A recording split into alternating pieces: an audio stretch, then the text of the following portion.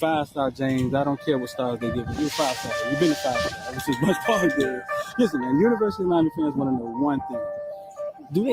Does University of Miami have a chance to get James Williams? Definitely do have a chance.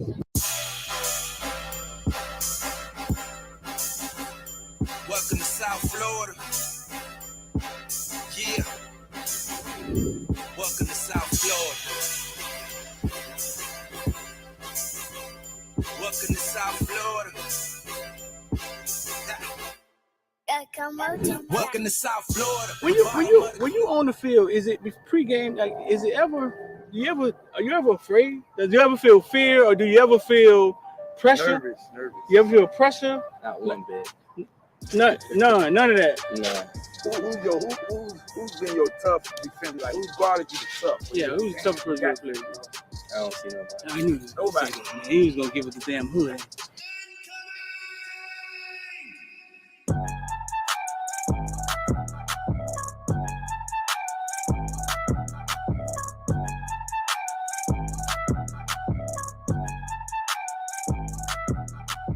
That's what I'm for. I'm a playmaker.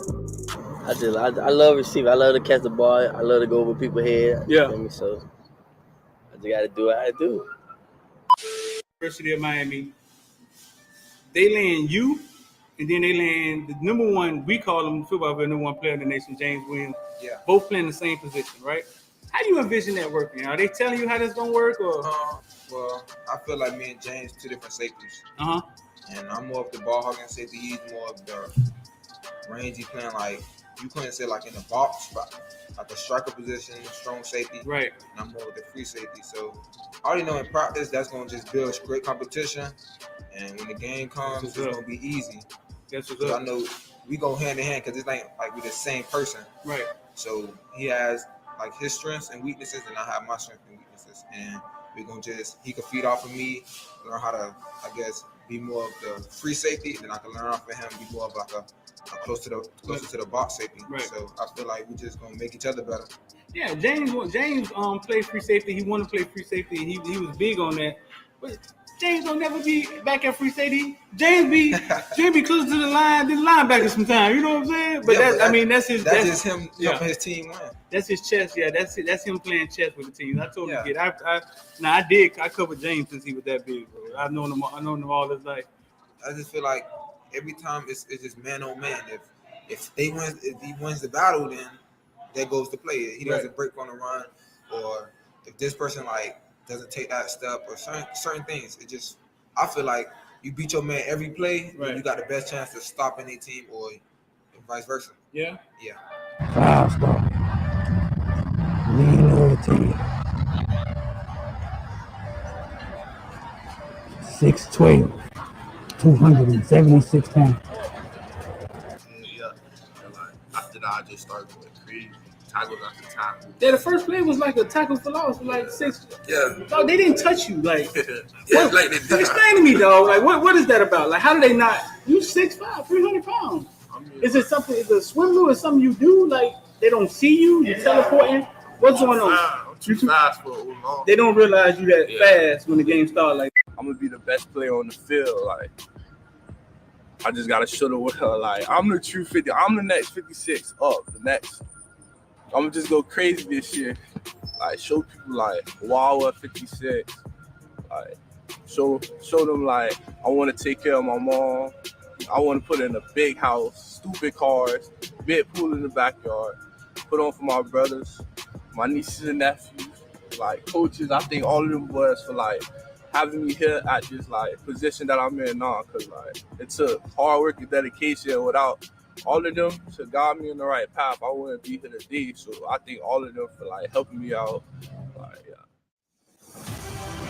It's gonna take 3 motherfucking days, and that's what?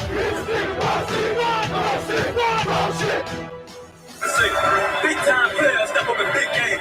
All the criticizing, all that, it's over, baby. Big time players step up in big game.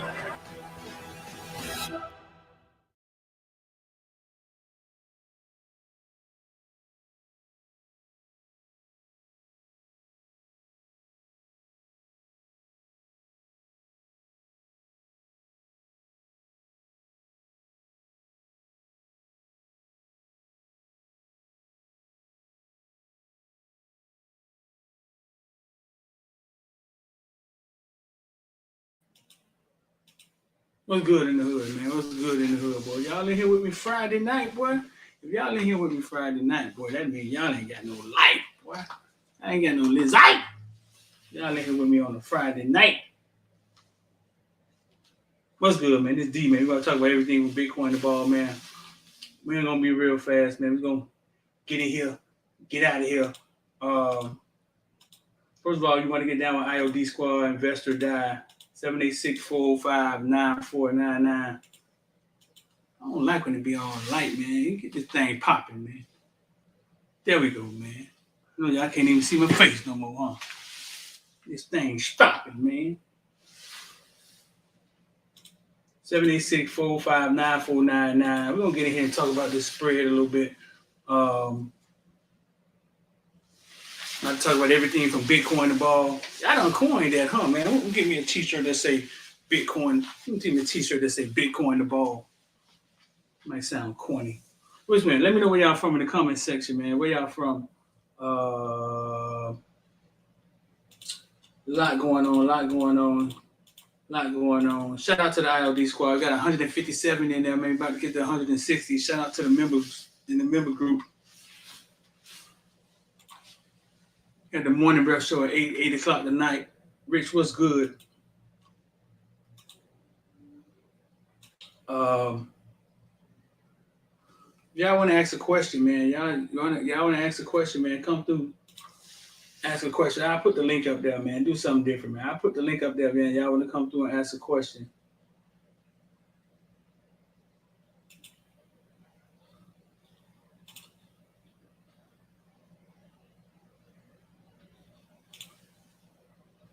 Rich, check your email. Here's a link, man. You ain't got to use video. You can just come through with audio if you want to ask a question.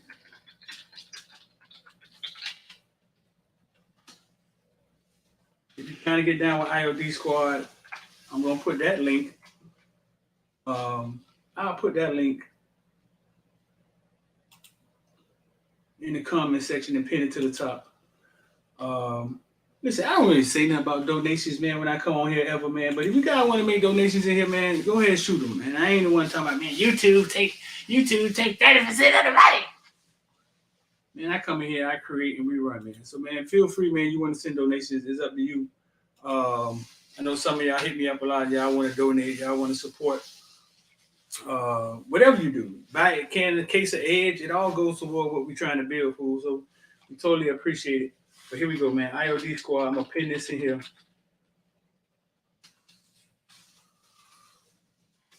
I know some of y'all don't never catch it during the day, so we here. We at night, dog. We in here at night. Going to be in here for a little bit.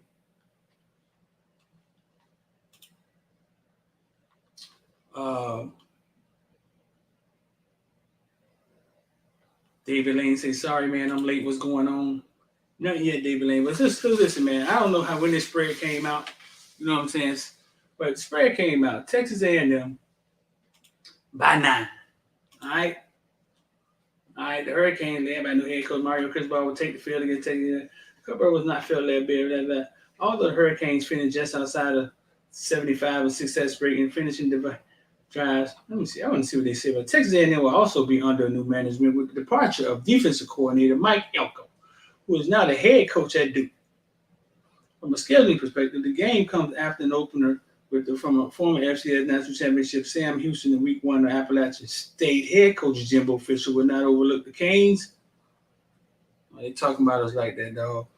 But a revenge spot in the Southwest Classic against Arkansas awaits in Week 4. Talking about us like we some chumps. Head coach Jimbo Fisher would not overlook the Canes. The biggest question for Texas A&M this season is who will play quarterback. Zach Calzada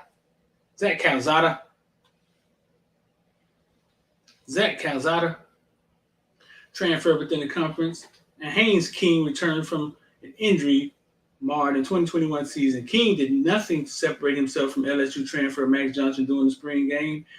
This battle will continue through September. Only 58% on the offense and 46% on the defense return for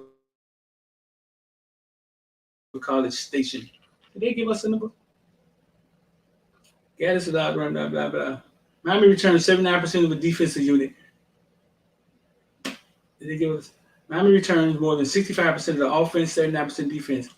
Texas A&M only returned 58%, 46%. The Action Network projects this game to be a pick'em, indicating Miami will be a slight favorite at a neutral site.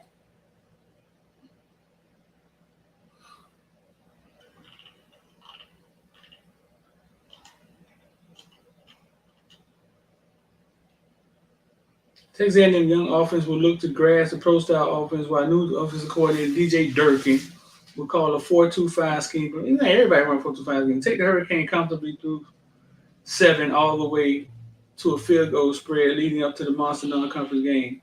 Take the Hurricanes comfortably. Okay.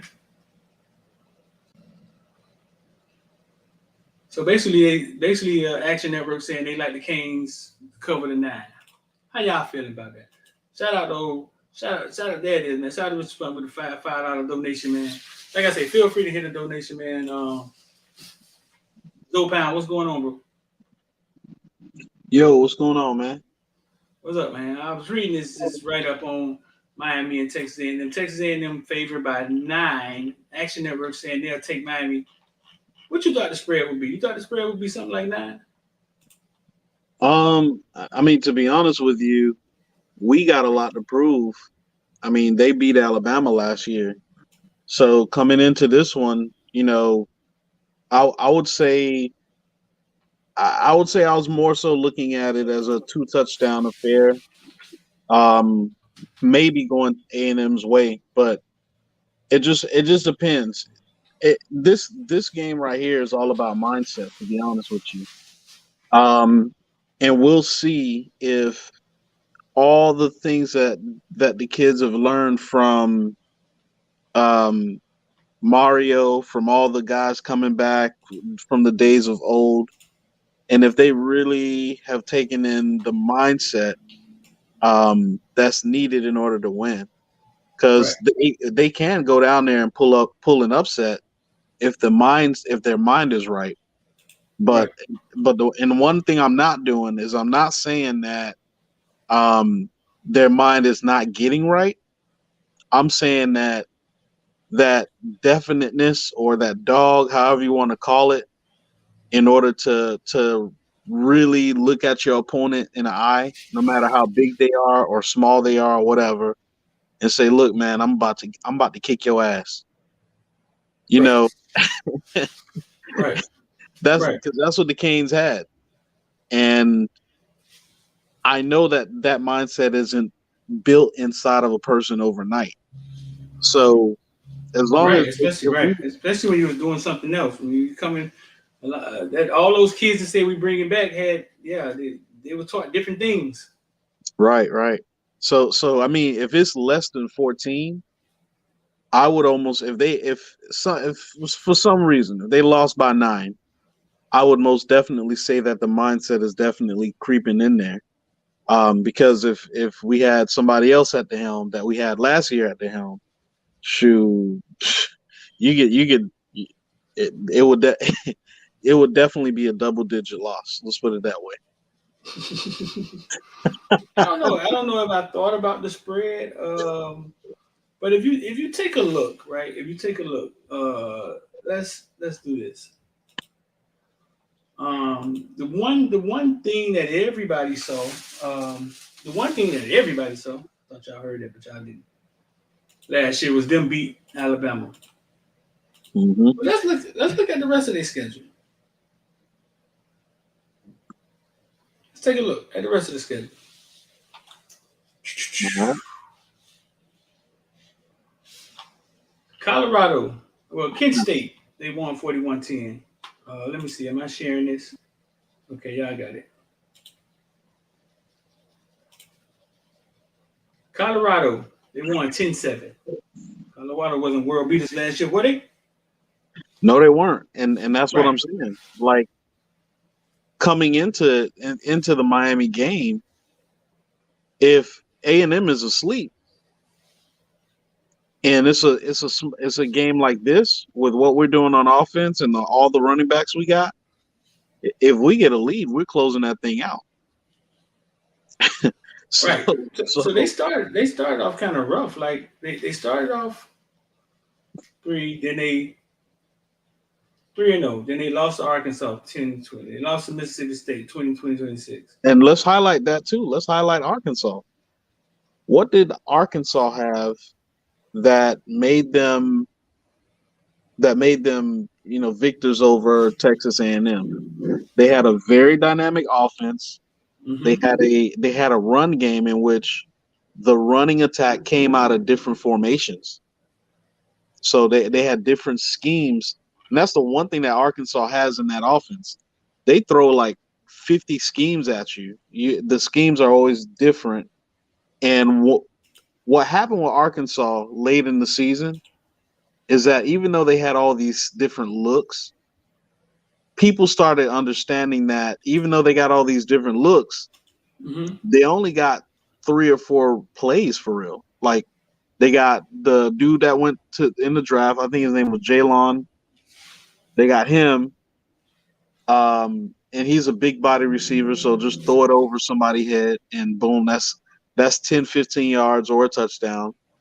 The quarterback was going to run because we saw that quarterback run even in some situations where it was like 2nd and 15, and he ran anyway and got 1 yard. But the reason they ran him is so that they could stay on cadence. They could stay on cadence with the offense. Right. So that's why they did it. So the one thing that I see here is A&M was fooled by all of the different formations that Arkansas ran. So that's really interesting to point out. So of course I think they're gonna have a different defensive coordinator. Is that right? They got different defensive coordinator. Yeah, DJ Durkin or somebody, right? Yeah. So that's the interesting thing to look at because they were fooled by schemes, even though Arkansas was running the same 4 to 6 plays. So that's a real interesting one. They lost to Mississippi State, which once again, Mississippi State, they don't have as many ski formations, but they throw it all over the yard, and it's a well-balanced attack. So they had issues with that once again. Mm-hmm. So that tells you a lot. That tells you a lot about that offense. The way that they beat Alabama is maybe they learned their lesson from those two teams that were shootout type teams. Because if you get Arkansas going, they'll score 50 on you. If you get Mississippi going with Mike Leach, he'll score 100 on you. he won't stop. So yeah, they lost to both of them schools on 22-6. Right. And then Alabama rolled in and they got up for Alabama. Right. Were those games on the road that they lost or home games? That's a good question. I know Alabama was a home game. Mississippi State was a home game. Wow. Cal Field, yeah, they lost that game. And then they went on to beat Missouri. And then South Carolina, pretty good. Then Auburn 20-3. Then they lost again to another offense. To Ole Miss. Yeah. High-powered offense once again. And Ole Miss does do a lot of formations. So once again, we're seeing right in front of our eyes, like we got an offensive coordinator who's not only going to give you a whole bunch of different looks, but he's going to let TVD do his thing down the field, stretch it down the field. You're going to have different backs in the backfield that look different, that do different things. So that might be a recipe for success when it comes to us offensively. The thing that we got to not do with that game is we have to not get behind early. Alabama got behind early, and they was always playing catch up the whole game. So we make sure we don't get behind early, then we have a shot at pulling off an upset, to be honest. I mean, Texas A&M, I respect Jimbo. They're not world beaters, you know what I'm saying? They play in the SEC, so they get that over us, and then but no, they're not world beaters, but then again, we've been pretty marginal lately, and we're gonna have to prove so. Yeah. Yeah. We're gonna have to prove so. And all those guys that they got in this recruiting class, there's two things you got to realize there. Number one, you can only play 11 guys at a time. That's first and foremost. But second of all those freshmen is not going to be. You're not going to see all those freshmen play because they're still getting matriculated into college and so on and so forth. So it's one of those things where you just have to keep you got to believe in yourself, and it's going to come down to mindset. Right. Let's see the rest of this schedule. If you're just getting here, man, we're talking about Texas A&M by 9. The line on that game. They had Prairie View. They beat them pretty bad, and then they lost to LSU. So that's 1, 2, 3. How many losses did they have? God, They were 84. Mm-hmm. They lost to LSU? Mm-hmm. They lost to LSU. God, you know what? They must have been throwing some bags at these kids because that's a 5-loss season, isn't it? 4? 4-loss season. Mm-hmm. What'd you say? They must have been throwing some bags. Hey, what? Think about that. They lost to LSU, a terrible LSU that had an interim coach. Right. Somebody even show up to play.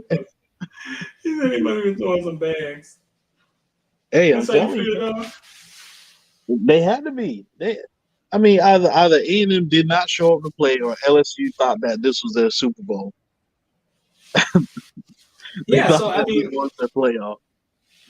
We remember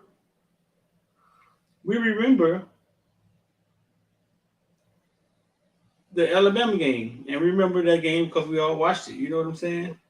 Right. But I mean, they were basically pedestrian last year. They wasn't world beaters. No, not at all. Right. Let me see how you do. Texas A&M Jimbo gives my FSU vibes. Only a different uniform. That's just my personal vibe on the Miami Texas A&M game. Texas A&M with Jimbo gives me FSU vibe. A&M starting quarterback from last year transferred. Yeah. Okay. They got a new defense coordinator. The best wide receivers, the top 2 wide receivers are gone, but just like our top 2 wide receivers are gone. True. They got the young kid, Stewart, and they're gonna have you. Yeah, Mark Daniels. Yeah, on paper, I think like we may have an edge because we had a top quarterback. We had like 65% of our offense coming back, 56%, 65% of our defense, something like that. Right. I read 79% of our defense return, and I think it's like 65% of the offense return. I don't know if that's good or bad. We played this kids returning game last year too, right? Remember that? Yeah, we did. But the thing is, it's not the returns for me; it's the coaching for me. I mean, look at who we got at the helm now. So with Mario, you got mindset. Mario, you got discipline, and that's the one thing you're going to see with his teams. But the other things that Mario needed from an elite perspective, he went out and got. He got Josh Gaddis. He got a great linebacker coach, and I forget his name. What was the linebacker coach name? Strong. Charlie Strong. You get what I'm saying? Like, tackling was I can't even explain what tackling was last year. Okay, so pretty bad. It was terrible. It was, as Charles Barkley said, it was terrible. It was terrible. So he went out and he got a dude who has coached defense for the majority of his life, and packaged that with a guy who had one of the best defenses at Auburn. So, I mean, it's for me, we win not from what we are bringing back, but we win definitely in the minds that we have on the other side of that field, up as opposed from Texas A&M. You know? Right. So we know we won there. So now it's taking everything that they know and putting that mindset in the kids. So if they can get that done, that's where the rubber's going to meet the road. If they could learn the playbook, if they could look at this game as their Super Bowl, because if they win this game, it puts Miami back on the map. Let me not say that, because that means a lot of different things here in Miami. It means a lot. It means a lot. No, they'll go crazy. They win this game. They win this game, and we're undefeated. Yeah, they gonna go crazy. I mean, yeah. Well, let me put it like this. It makes Miami a top 20 team in the nation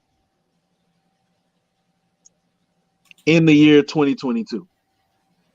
I'm not going to say, because when you say back on the map, now people start having nostalgic memories of winning championships and a whole 9 years. Look, we ain't doing all that. We taking it one season at a time. The hype would definitely be there. The hype would definitely be there. They walk in there and win that game. True. And the target will be on our back too. So every game after that, we're going to have to bring our A game or stay on the bus. So, because Clemson going to be looking at that. And if Clemson wants to rebound, they know. And the one thing that Clemson does have is, of course, they got all those top-tier recruits on the D-line. They got all of them. They're all coming back, right? Dudes who started as freshmen, right?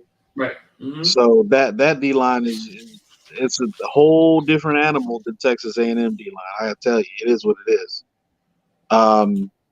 They got those running backs. Their running backs are the two guys they have are as good as any running backs we have on our roster. So, yeah. Kobe Price and the white boy. Those, yeah, they're 4 or 5 star backs. So, we're gonna have our hands full with the running game as well and slowing them down. The drop off that, of course, Clemson has is, quarterback, as well as you got.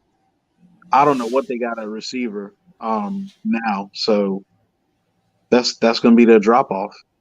They still haven't found a quarterback. They say they have one, but the verdict's going to be out on that. Look, I don't know what it was. I remember seeing it from my eyes. I saw Ungalale in the playoff game his freshman year, and based on that small group of data that we saw versus Notre Dame, we were like, this man about to be better than Trevor Lawrence. Right. And then I don't know what happened. Part of it was he gained like 40 pounds, somebody said, or he said, or whatever. He was like 260. He's a big guy, so he probably was really like 270. Came into the next season and just kind of stunk up the place. He stuck up the place. Yeah, so he lost a considerable amount of weight. Once again, you know how they are when they're like, "Oh, he only lost 25 pounds." He looked like he lost about damn near 50 pounds. Done lost a lot of weight. And so, but during the spring, it was kind of the same. Klubnik looked the same, Klubnik and him. So we'll see what happens.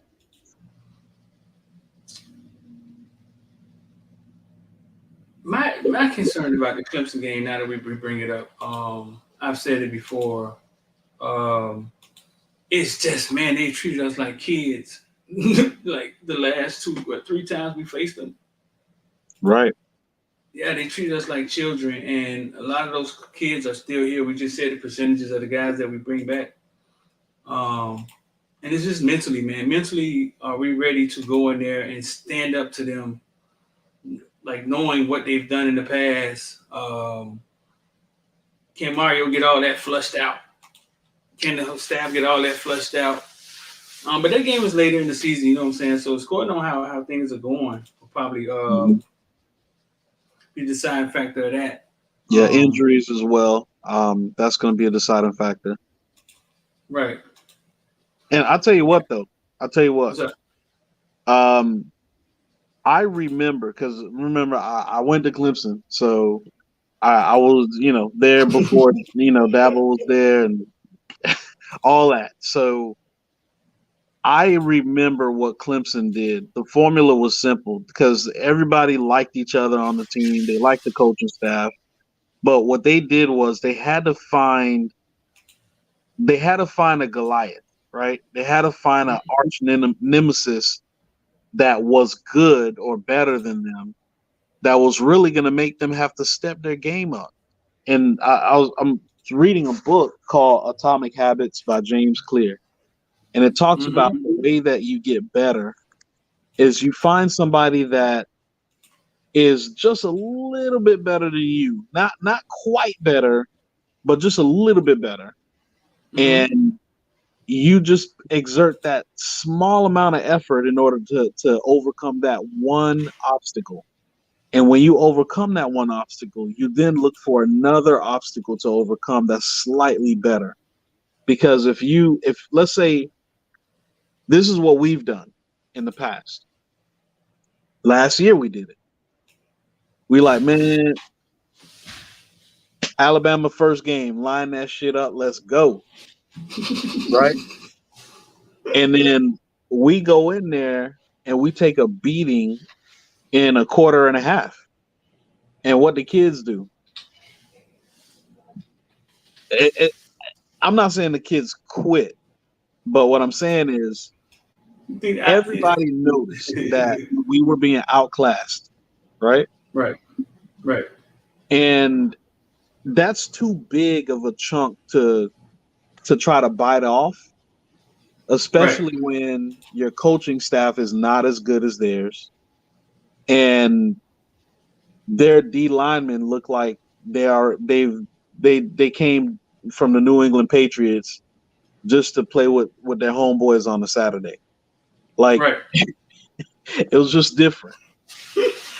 Yeah, right. So I think what Clemson did was they started a rivalry with Georgia when Georgia had Todd Gurley. And Georgia, up until that point, you got to remember, they were playing Bama every year and coming up short.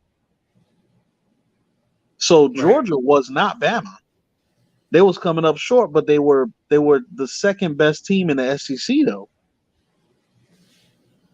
And I think we played them like 2 or 3 times back to back. Clemson did.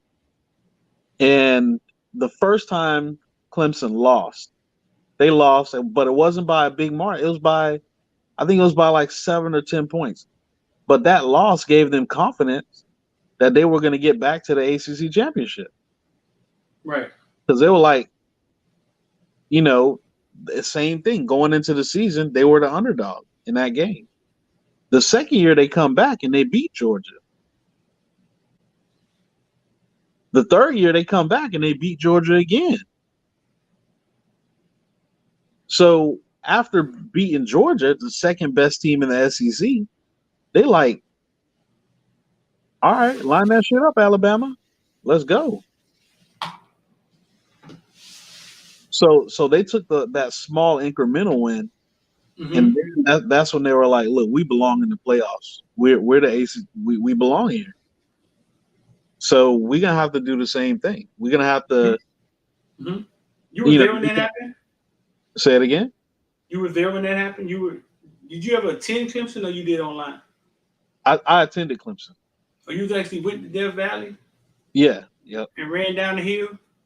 Yeah, all that good stuff. I did it once. I ain't gonna lie. I did it once. We took some kids on a visit there. Yeah, I Yeah, did it man. once. All that good stuff. Man, it used to be people passing out because it's so packed, and they push you back in order to like let the players through. It Uh-huh. used to be girls like passing out in there because it was so hot and stuff. Inside the So many stadium? memories. Huh? Inside the stadium? Yeah. Which kids are stupid, so they would instead of like just calling for help or whatever, they'll pick the girl up and pass her through. Like you do like at a mosh pit or whatever. Stupid ass kids. But that's college football for you. Somebody said Um, teamwork. Boy, it's crazy, man. Shout out to Bama Kane, man, with the $5, man. Listen, like I said, I don't ever really bring up donations, but man, if you guys want to donate, send a donation, man. Anything y'all do, buy Edge is in the description. Send a donation. Anything y'all do, man, helps. You know what I'm saying? What we got going on, help the movement. So yeah, you can send donations, man. I'm not one to talk about YouTube take all the donation money. No, man, shoot them up, man. It motivates me, man. Motivates me to tell. So shout out to Bama Kane, man, with the $5. Now I got on here Friday night, man. I didn't want to get on here for long. I just wanted to talk about that spread. The spread came out. I thought it was interesting that it was 9. In the comment section, what did y'all think the spread was going to be? Did y'all think about it? What did you think what did y'all think the spread would be when the line came out? I mean, with the game, I didn't really think about it. It didn't really cross my mind. Maybe 7. I thought it would be. I was thinking 14. 14. Real quick, I want to say shout out to Chuck Colbrook. He said a good coaching staff is worth 3 wins and one big game win. Shout out to him because I believe that. I believe that too. You can get 4 or 5 wins with a good coaching staff. Are we the only ones just catching up with the coaching staff thing? Has everybody already had good coaching staffs, and we're just the ones getting in the coaching staff game? I think a lot of people never knew what a good coaching staff looked like. Mm-hmm. And it wasn't until and let me there have been good coaching staffs in the past because Miami used to put together a hell of a coaching staff. I mean, we saw where all of our coaches went. They furthered their career in the NFL and so on and so forth. But I think after that Miami dynasty, which kind of fanned out with Coker, Mm-hmm. I think, and we didn't give the funding in order to get those type of coaches. I think when they hired Randy, he just didn't have the funding, and college football had changed. And so if you didn't have the funding, you weren't going to land the same type of caliber coaches. And Saban, St. Nick, he went ahead and showed the blueprint once again of what that looks like. Right. And so I feel like a lot of programs across the nation didn't even really know what it looked like in 2021, in the 21st century. So Saban said, I need to be paid. Whoever is the highest paid coach, the next year you got to match what they are paying. You got to give me that, right? Right. And then from there, we're gonna adjust everybody's salaries accordingly. Shit, that's a boss move. Right. But that's what it's gonna take to keep your guys on staff. You think our coaching staff? Well, I don't think everybody has a staff like our staff. Our staff is kind of unique, but I think everybody had money to hire coaches. But you think our coaching staff is top 10 in the country? 5, 10? I think top 3. Think so? Oh yeah. Whoa. Oh yeah. I really, if we really sit down and look at it. First, we can only compare with Power 5, right?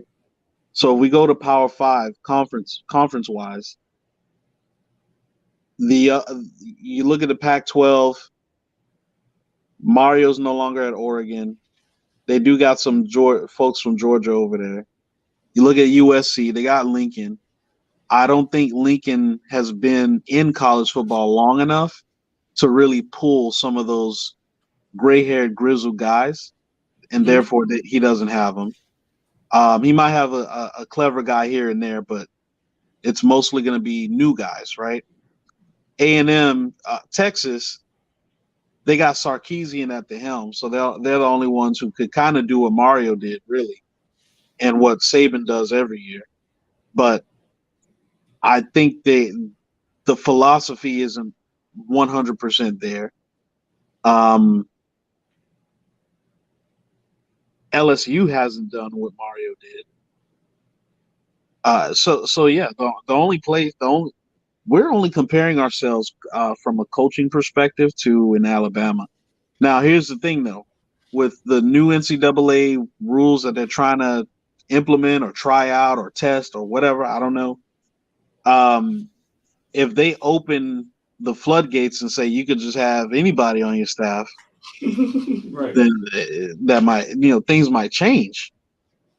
right, Things might change. So who knows? right. I don't even know the purpose of that. I don't even understand that concept. It's unlimited kids, unlimited. I don't even know what's going on there with that. Right. Listen, the Heat advances, man. Who you want to see the Heat play before we got here? It's Friday, man. Who you want to see the Heat play?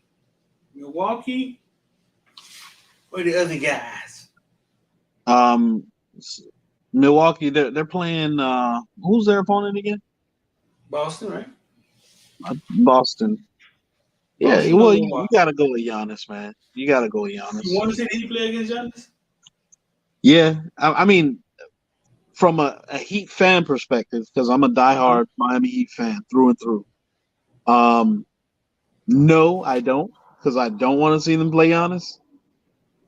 So if Boston can handle our lightweight, we'll be okay with that.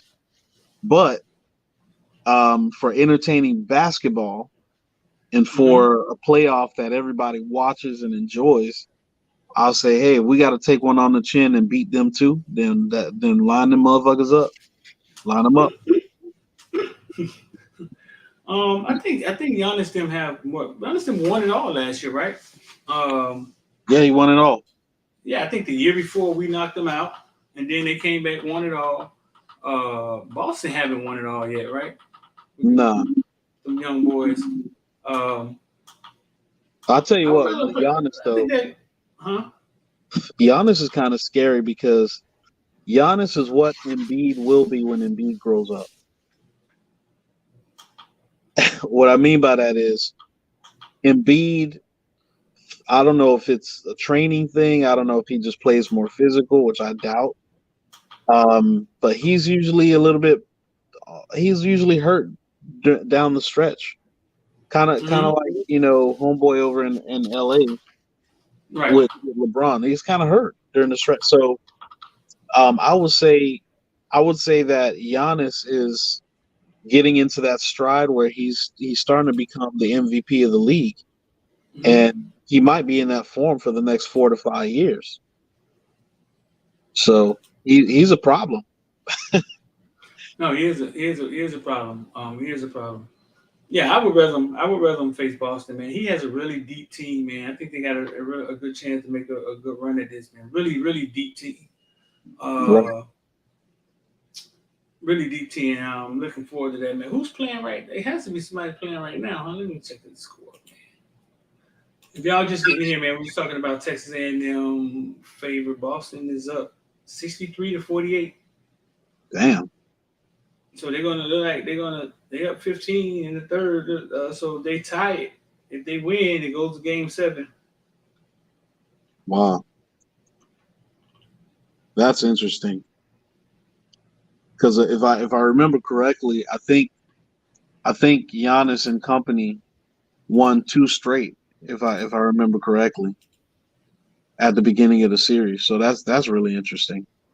Yeah, they're up by 15. So listen, bro. Appreciate you, man. We still got things working on them NFTs. We got stuff working in the background, bro. Shout out to everybody that invested in NFTs. We got some stuff working in the background. Talking some business with some major heavy hitters. That's coming. Got some, man. We got some stepping our game up on the interviews, though. We got some interviews lined up, man. The Darren Smith interview is about to drop. That one is finished. Darren Smith. Okay. That's about to drop. But we got 2 heavy hitters coming, bro. We got lined up to interview. Man, put us on another level, man. We're gonna start soaring high from that point. We got 2 heavy hitters lined up. The Darren Smith interview, very interesting, dog. Very interesting, humble guy, man. Said some cool stuff about the Super Bowl. I asked him, well, you played against Emmitt Smith. You in practice every day and that offensive line. Was it Emmitt Smith or the line?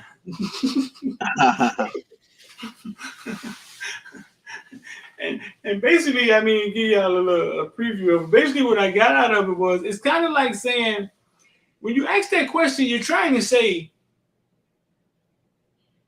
one was better than the other, right? Or one was, he was the reason. It was Emmitt, dog. Warren Sapp told you how good the line was. Like, it's almost as if it said, like, listen, bro, like, they both were superb and they was on the same team. They was on the same team. Yeah. You can't pinpoint which one did what or who did who. You know what I'm saying? Like, the line was awesome, and Emmitt was awesome his whole life.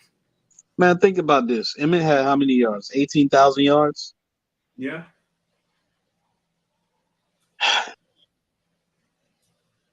Outside of Barry Sanders,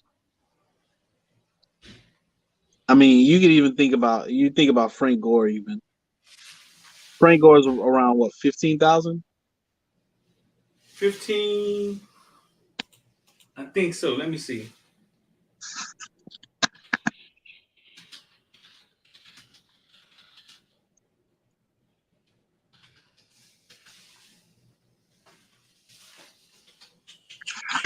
$16,000. He's at 16,000. And he's been in the league for like 16 years or something like that.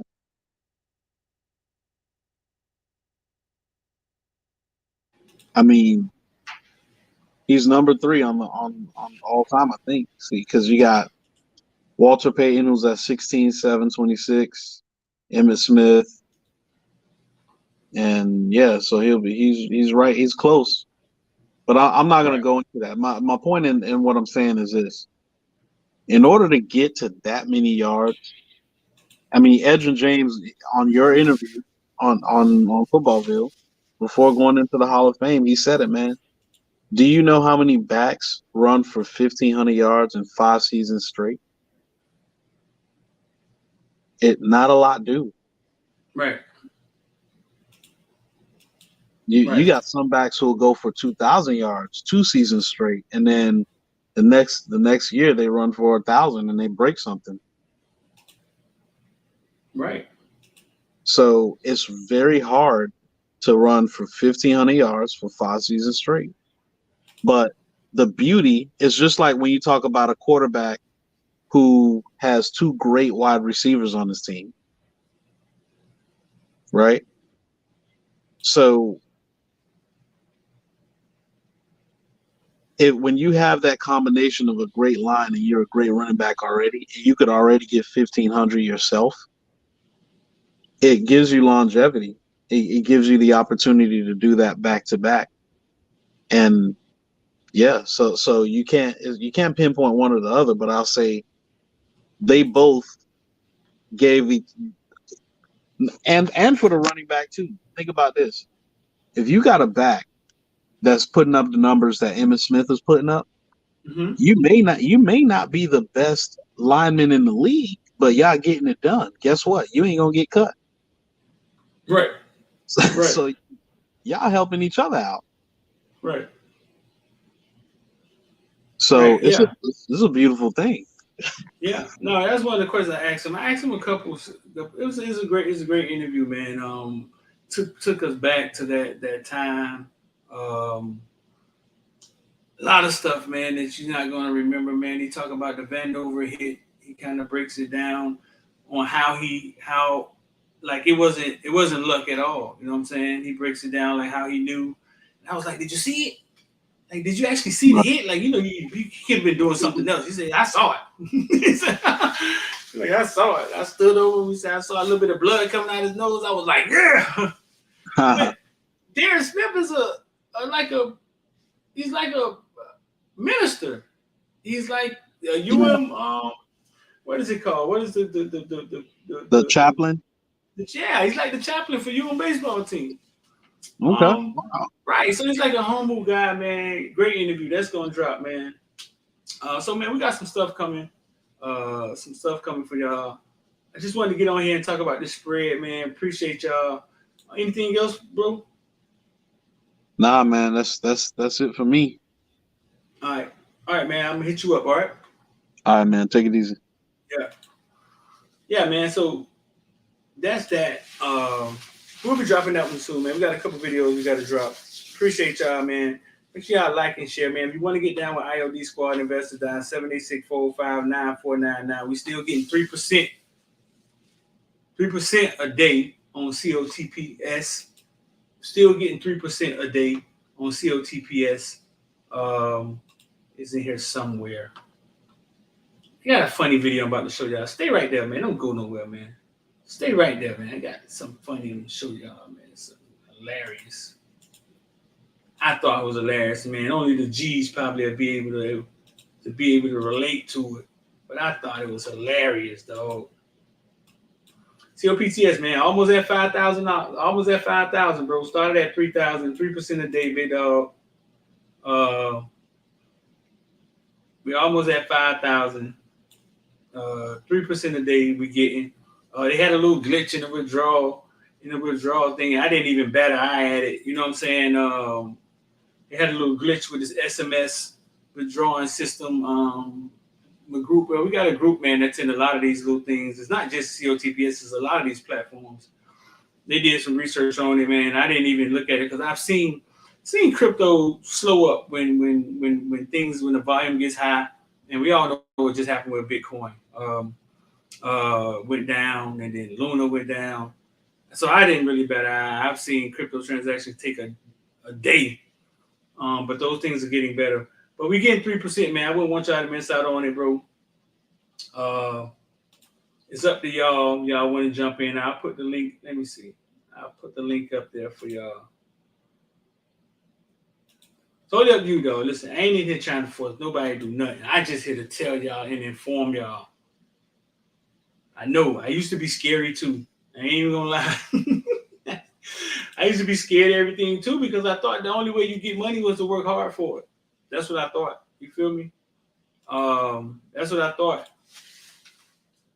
And when I realized that, no, money can work for you, I started looking at things like this different. I started understanding looking at things like this different. Shout out to you, bro. One veteran to another. Sindab. Where you from, big dog? You got away or something? Sindab. You a Marine? Hoorah. But yeah, man, there it is, man. Y'all want to get involved, man. Click that link.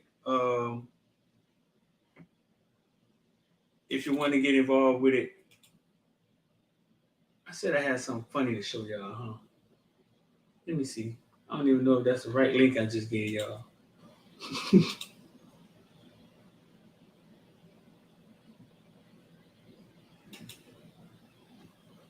If you need a referral code, it's 383-182.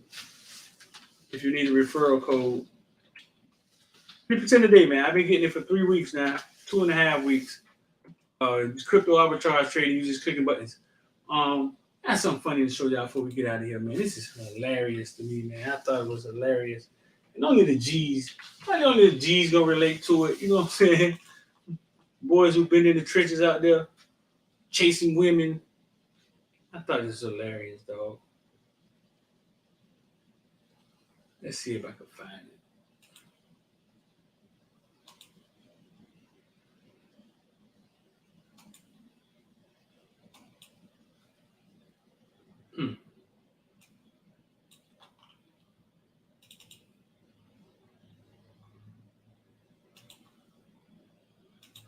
Y'all ready to laugh? This is funny, dog. Desi Banks. How many of y'all watch Desi Banks? This man is hilarious.